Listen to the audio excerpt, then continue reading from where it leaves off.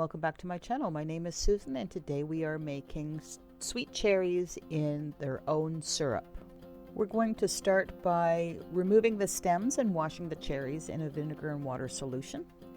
While you're removing the stems, you're going to look for imperfections and cherries that we can't use in this process. So now it's time to pit our cherries. I do have a cherry pitter here that's going to make things a little bit easier. I can pit 5 cherries at a time and it's less mess. Now you can use a straw or a chopstick.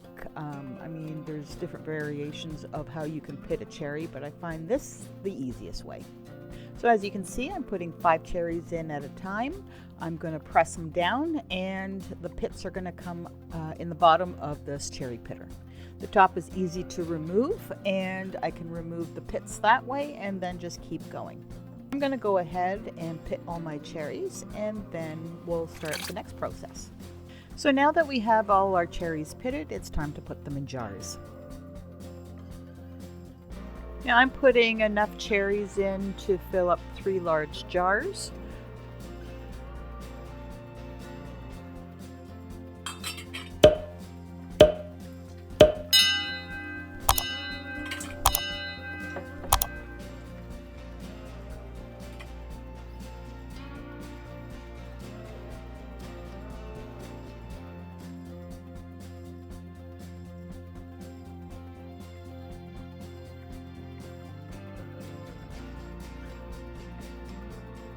So now it's time to make our simple syrup. You're going to need 4 cups of water and 3/4 of a cup of cane sugar, and you're going to let that boil and dissolve.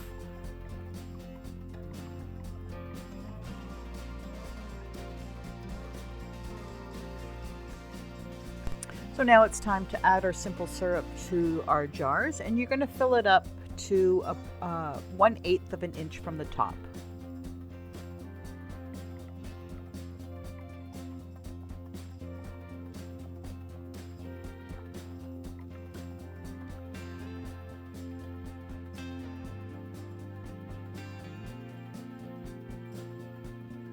Now you're going to use either a thin knife or a thin spatula. I'm using a chopstick here, and you're just going to poke the jars so that all the air bubbles come out. We don't want bubbles in our jars.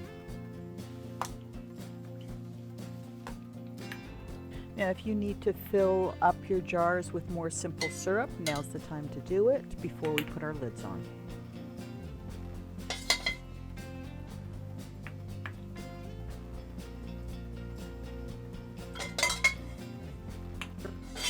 Just remember, before you put your lids on, make sure that you wipe the rims of the jars so that you can get a really good seal.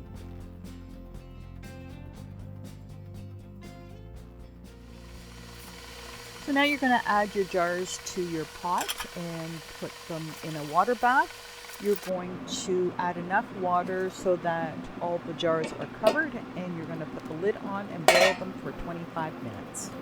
Once the time is up, you're going to remove your jars and let them sit for 24 hours undisturbed so that they can cool off and you can make sure that the lids pop. Make sure you hit that subscribe button and the notification bell so that you know when I upload another video.